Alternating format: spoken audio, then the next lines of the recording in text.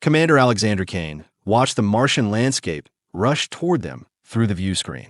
The descent vehicle shuddered violently, rattling her molars as the retro rockets fought against Mars' gravity. Thrust nominal, Flight Engineer Dmitry Volkov announced, his voice steady despite the turbulence. Descent rate on target. Fuel consumption? Kane asked. 11% above projected values, replied Dr. Wei Zhang from the science station. Within acceptable parameters. Kane nodded, her eyes never leaving the approaching rusty terrain. Olympus Mons loomed in the distance, its massive caldera peeking over the horizon.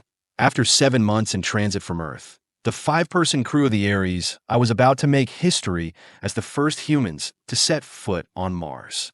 200 meters, Volkov called out. 150, 100.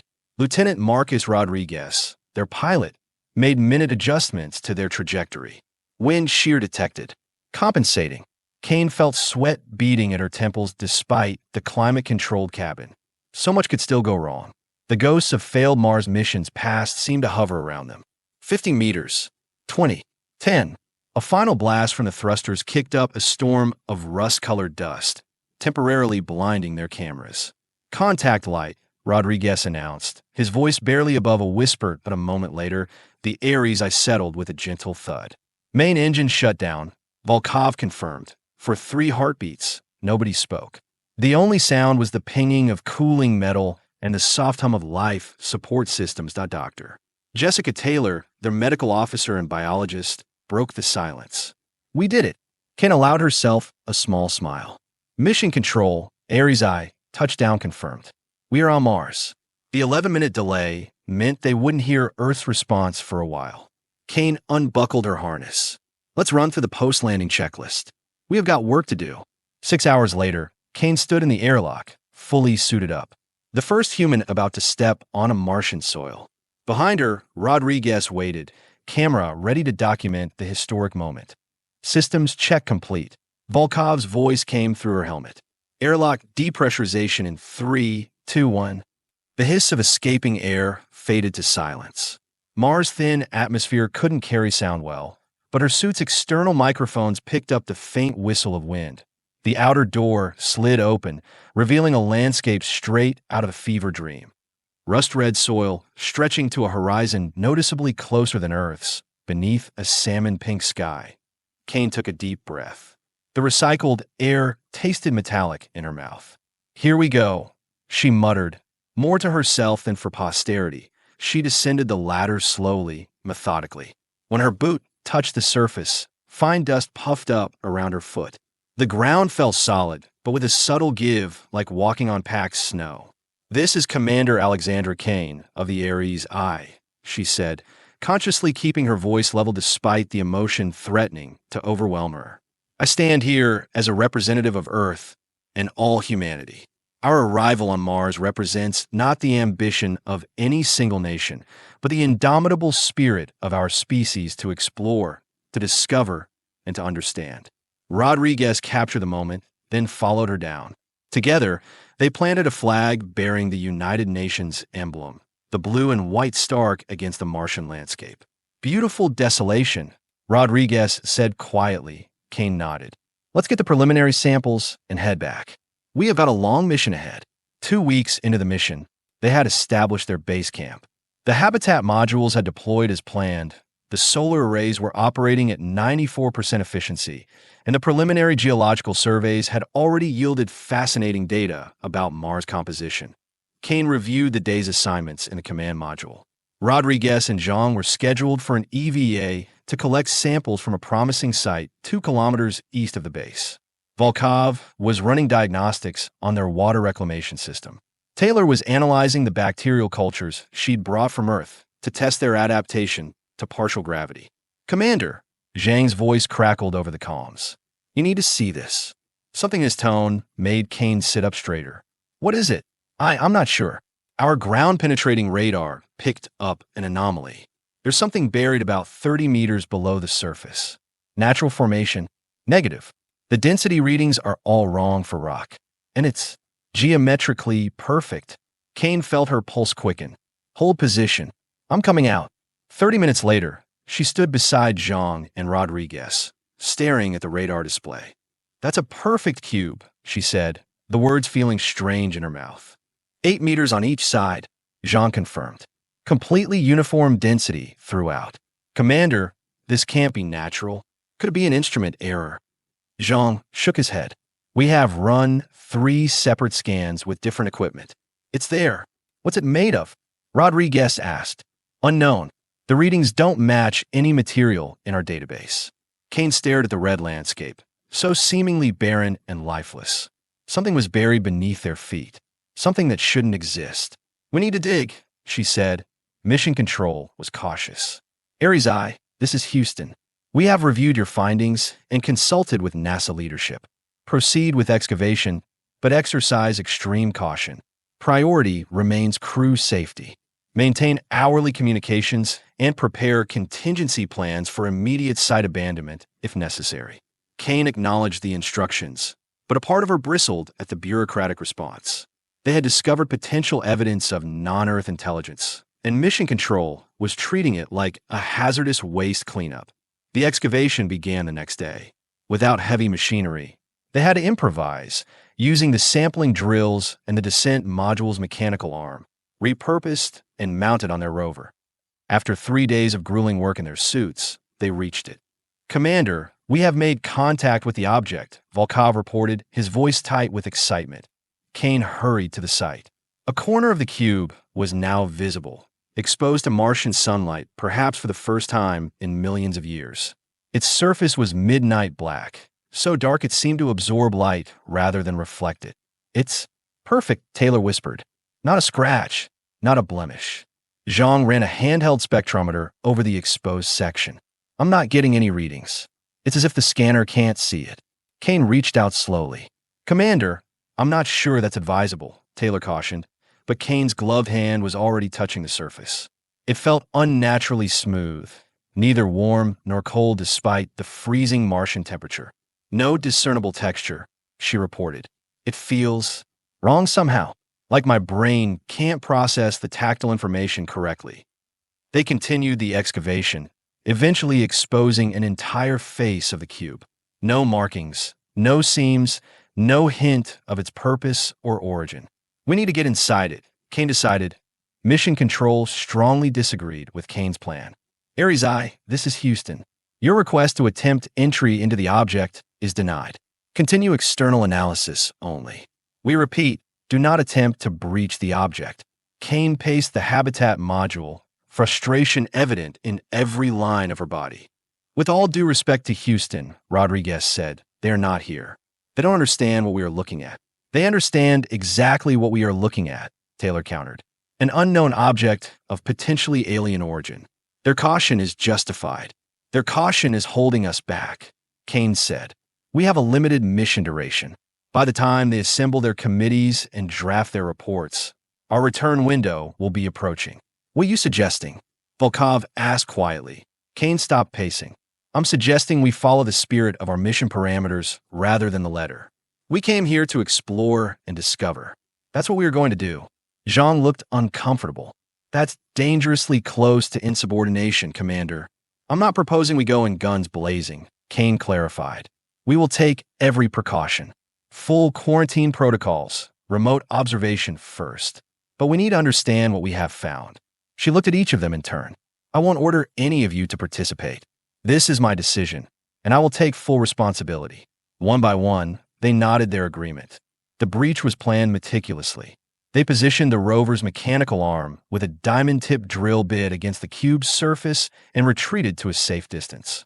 Beginning operation, Volkov announced, activating the drill remotely. T first, nothing happened. The drill bit spun against the black surface without effect. Then, slowly, it began to sink in, a fine black powder accumulating around the entry point. "It's working," Zhang said, surprise evident in his voice. They drilled for hours, taking turns monitoring the equipment. Finally, they had created a hole large enough to insert probe. "Deploying camera," Rodriguez reported, maneuvering the flexible probe into the opening. The feed from the probe appeared on their tablets. Darkness at first, then, as the probe's lights activated, they saw. "What the hell is that?" Taylor whispered. The interior of the cube wasn't empty. It wasn't filled with machinery or artifacts either. Instead, they saw what appeared to be a perfectly smooth chamber with walls that seemed to shift and flow like liquid, despite appearing solid. And at the center, suspended in midair, was a pulsing sphere of light, about 1 meter in diameter. Energy readings are off the charts, Zhang reported, his voice hushed. But I can't identify the type of energy. It's nothing I have ever seen before. Kane stared at the feed, transfixed. We need to go inside. Despite her team's protests, Kane insisted on being the first to enter the cube. They widened the hole and established a secure airlock system between their habitat and the object. After triple-checking her suit's integrity, Kane stepped through. The interior was disorienting. The walls seemed both distant and close simultaneously, creating a nauseating sense of spatial distortion. The glowing sphere pulsed rhythmically, like a beating heart.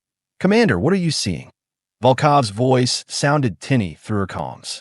"It's difficult to describe," Kane replied, moving carefully toward the sphere. "The interior is larger than the exterior dimensions would suggest. The laws of physics don't seem to apply in here." As she approached the sphere, she felt a strange sensation, as if her thoughts were being scanned. Images flashed through her mind. Earth, seen from space. Human history condensed into rapid-fire snapshots. Mathematical equations of staggering complexity. "Something's happening," she gasped. "I think it's communicating." The sphere pulsed brighter, then split open like a blossoming flower. Inside was a crystalline structure, intricate beyond imagination. Kane reached out, her hand moving as if guided by some external force. "Commander, your vital signs are spiking," Taylor warned. "Heart rate and brain activity off the charts. You need to pull back." But Kane couldn't stop herself. Her fingers touched the crystal. The world exploded into light. Kane awoke in the medical bay, Taylor hovering over her with a worried expression. "Welcome back, Commander. You gave us quite a scare." Kane's head throbbed. "How long was I out?" 17 hours. Your brain activity was unprecedented." Kane sat up slowly, memories flooding back. "The cube, the crystal, it's still there. After you touched it, you collapsed. Rodriguez and Volkov pulled you out. I need to go back." Taylor placed a firm hand on her shoulder. "Absolutely not. Not until we understand what happened to you." "I already understand," Kane said. Her voice was different somehow, resonating with a strange certainty. "It showed me." "Showed you what?" "Everything." The crew gathered in the command module. Kane stood before them, her eyes bright with an almost feverish intensity. "The cube is a message," she explained. "Left here by them. Aliens?" Rodriguez asked. Kane shook her head. "Not exactly. They are us. Humans. Or what humans will become. Millions of years in the future." Her crew exchanged skeptical glances. "Commander, you experienced an intense neurological event," Taylor said gently. "It's possible your mind is creating a narrative to—" "I know how it sounds," Kane interrupted. "But it's the truth. The cube is a time capsule sent back to us from our distant descendants." "That's impossible," Zhang protested.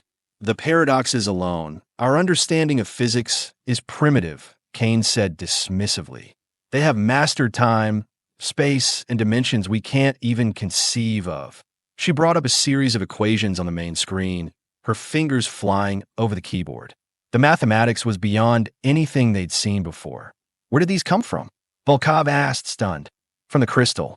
It downloaded this knowledge directly into my brain." Kane's expression was almost euphoric. "Don't you see? This changes everything. Human potential is virtually limitless. We evolve into beings that transcend the physical universe itself." "Why leave this here?" Rodriguez asked. "Why Mars? Why now?" "To guide us. To show us what we can become if we survive the challenges ahead." Kane's voice faltered slightly. "And to warn us." "Warn us about what?" Taylor asked. "Extinction events. Multiple potential futures where humanity wipes itself out or is destroyed by external threats." Kane pulled up more data, showing timelines, probability matrices. Climate collapse, nuclear war, pandemic, asteroid impact, artificial intelligence rebellion. So many ways we might end. The crew fell silent, absorbing the implications.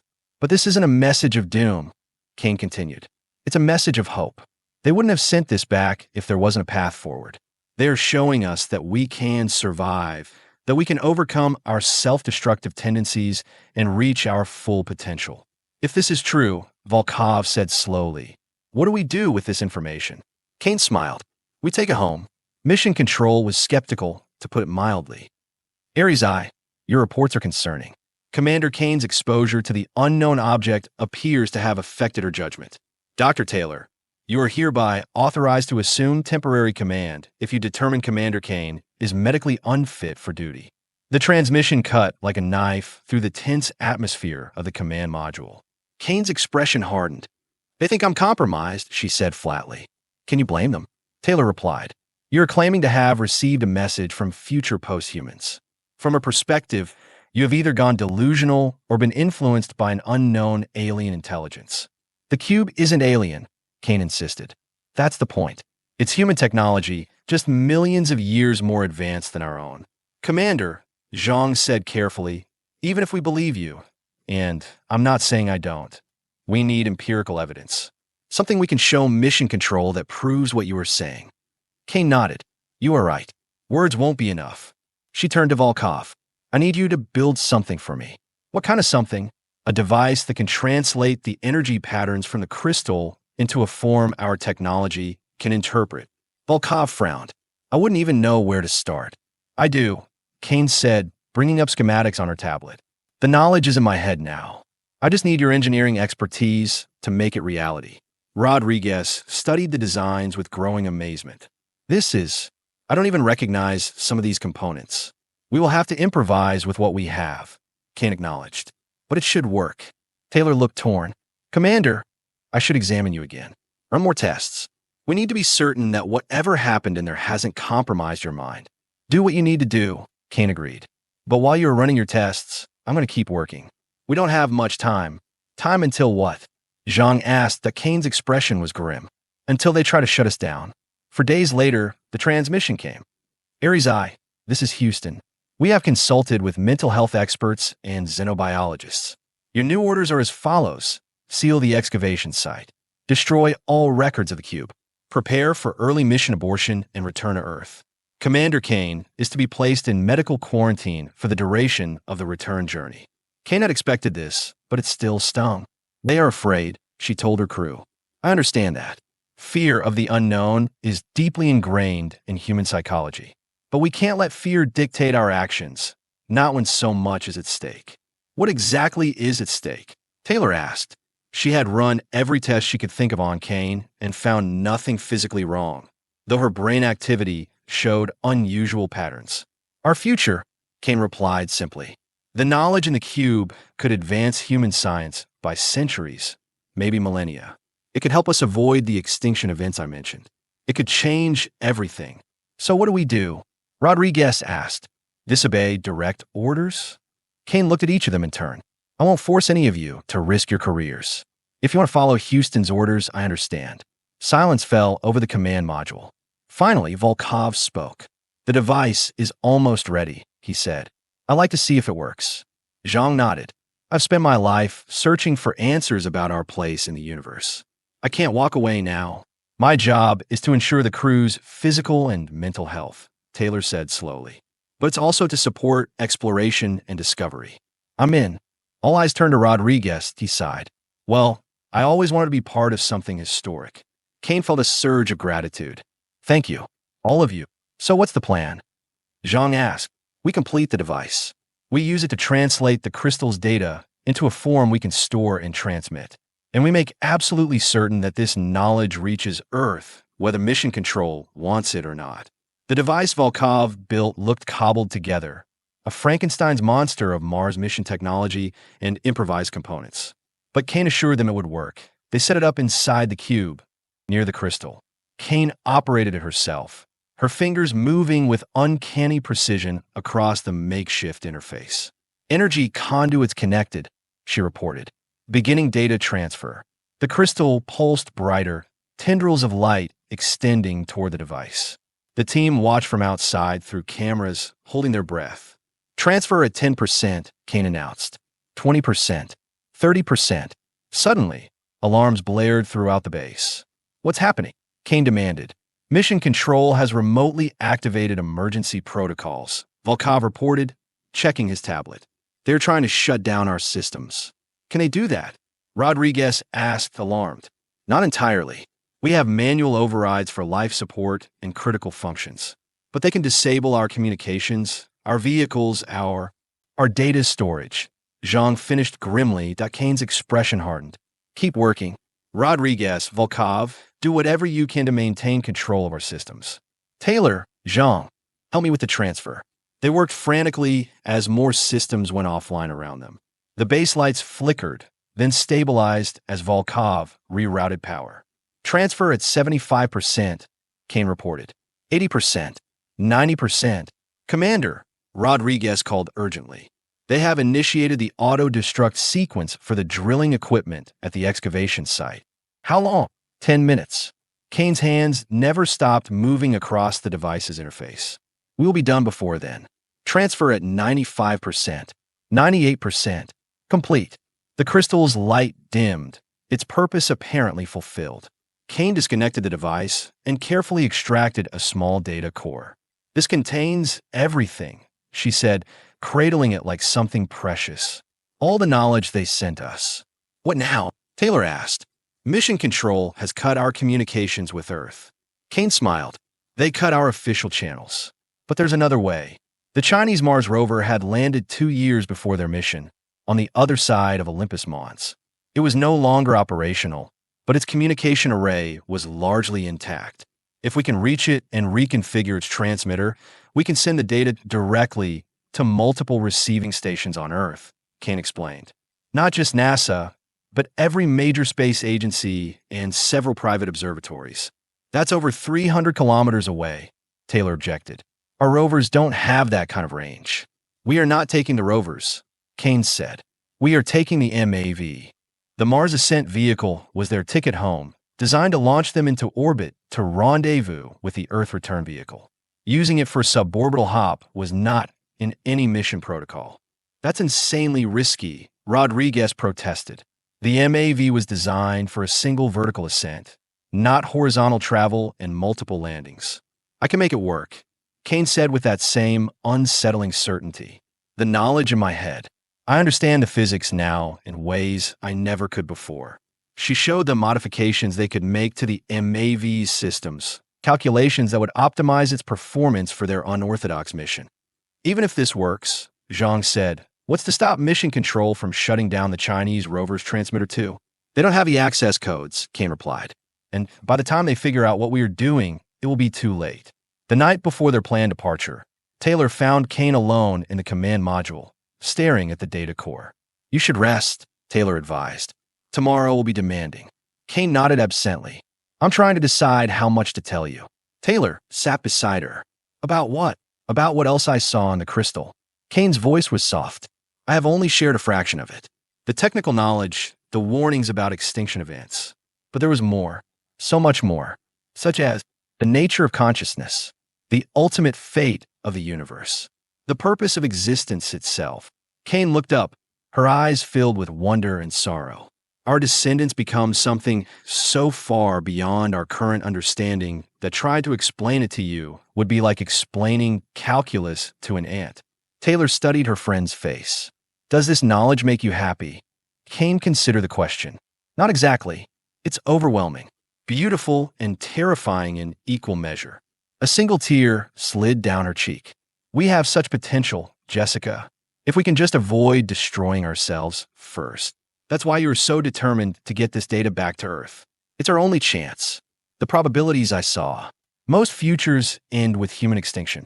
But there are paths where we survive, where we thrive, where we become something magnificent. Kane's voice strengthened. I have to try to steer us toward those futures.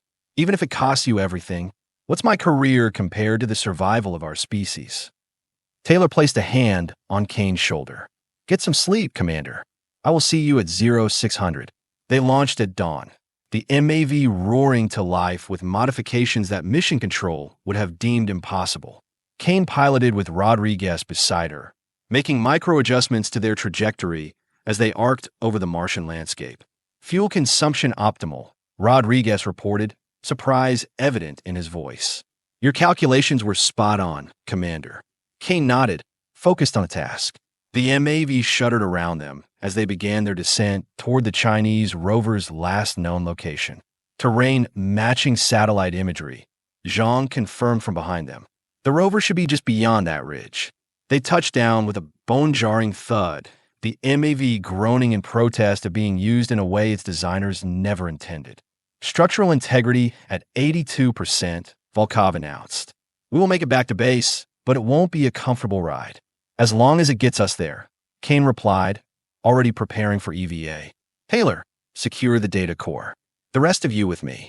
They found the Chinese rover partially buried in dust, its solar panels long since covered by the fine Martian regolith. Working swiftly, they uncovered its communication array and began the modifications Kane had outlined. Houston's going to know we have moved, Rodriguez said as they worked. They will be tracking the MAV's transponder. Let them know, Kane replied. By the time they figure out what we are doing, the data will already be transmitting. Zhang connected the data core to the rover's systems, while Volkov rewired its power distribution to accept energy from their portable cells. Ready, Zhang announced after an hour of intense work. Kane nodded. Begin transmission. The rover's dish slowly oriented itself, pointing toward Earth, barely visible as a bright star in the pink Martian sky. Transmission initiated, Zhang confirmed, sending to all frequencies and protocols in the package. Data packages are encoded to auto-decrypt when received. How long until completion? Kane asked. At this bandwidth? About 14 hours for the full data set. Kane nodded. We will take shifts monitoring it. First sign of interference, we activate the backup protocols. As they worked, a transmission came through on their emergency channel. Ares I crew, this is NASA Director Harrington personally. Your actions constitute a severe breach of mission protocols and potentially endanger Earth's biosphere with unknown alien contamination. Stand down immediately or face the most serious consequences upon your return. Kane switched off the receiver. It's not alien, she said to no one in particular. That's what they don't understand. It's us. It's always been us. The transmission completed successfully. Whether through oversight or inability, Mission Control failed to stop the data from reaching Earth. Multiple receiving stations around the world picked up the signal, and within hours, the scientific community was ablaze with excitement and controversy. When they returned to their base, they found most systems had been remotely disabled, but life support remained functional. They had enough supplies to last until their scheduled departure date. What now? Rodriguez asked as they gathered in the habitat module. Now we wait, Kane replied. Either they will send the ERV to retrieve us as planned, or they won't. They will send it, Taylor said firmly. Whatever they think about our actions, they won't leave 5 astronauts stranded on Mars. I hope you are right, Kane said. But in case you are not, I have included instructions in the transmission for how other nations could mount a rescue mission. Jean looked shocked. You have thought of everything. Not everything, Kane admitted. Just the most probable scenarios. Volkov checked his tablet. We are receiving a new transmission from Houston. Text only. They gathered around to read it. Ares I crew, your actions have forced an international incident. The data you transmitted is being quarantined pending full security review. Commander Kane is hereby relieved of duty. Prepare for return as scheduled. Upon arrival on Earth, all crew members will be placed in isolation for medical and psychological evaluation. This incident is now classified at the highest security level. So they're bringing us home, Rodriguez said. That's something. But they are suppressing the data, Zhang pointed out. After all we risked to send it. Kane smiled. They can try. But I encoded the transmission with a dead man switch. If the data isn't released to the scientific community within 30 days, it will automatically publish itself across every major network and platform on Earth. Taylor looked at her with newfound respect. You really did think of everything. Not me, Kane said. Them, our descendants. They knew what would happen. They have seen it all before. The journey back to Earth was tense. Mission Control communicated only what was absolutely necessary for their safe return. The crew was treated as if they were already in quarantine. Do you have regrets? Taylor asked Kane as they watched Mars recede through the viewport. About disobeying orders? No. About putting your careers at risk? Yes. We made our own choices, Rodriguez said from across the module. We all saw the cube. We all knew something extraordinary had happened. Still, I was the commander. The responsibility was mine. What do you think will happen when we get home? Zhang wondered. Kane considered. Best case, the data is too compelling to suppress. Scientists around the world demand access. The knowledge transforms our understanding of physics, medicine, energy production, everything. We set humanity on a path to a better future. And worst case, Volkov asked, worst case, we are discredited. The data is buried in some government vault. The world continues on its current trajectory toward one of those extinction events. Kane's expression darkened. But I don't think that will happen. Why not?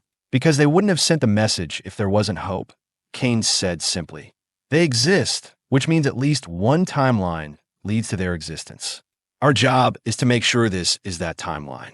When they reached Earth, as promised, they were immediately separated and placed in isolation. Kane underwent weeks of intense debriefing, medical tests, and psychological evaluations. The officials questioning her varied from skeptical to hostile.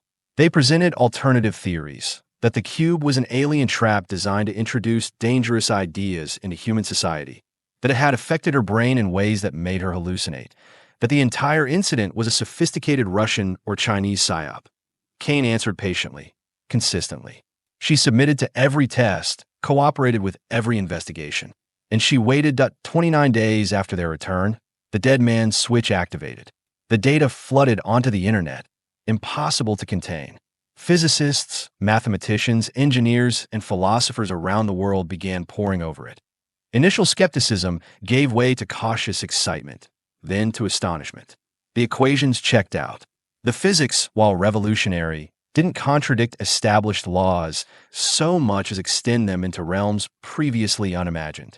Early experiments based on the simplest concepts yielded results that couldn't be explained by conventional science. Kane was released from isolation 40 days after their return. She emerged to find herself at the center of a global scientific revolution. Was it worth it? A reporter asked at her first press conference. Kane looked out at the sea of faces, thinking about the cube on Mars, about the crystal inside it, about the future beings who had reached back through time to guide their ancestors. Ask me again in 100 years, she replied. Or 1,000. Or 1,000,000. That's when we will know for sure.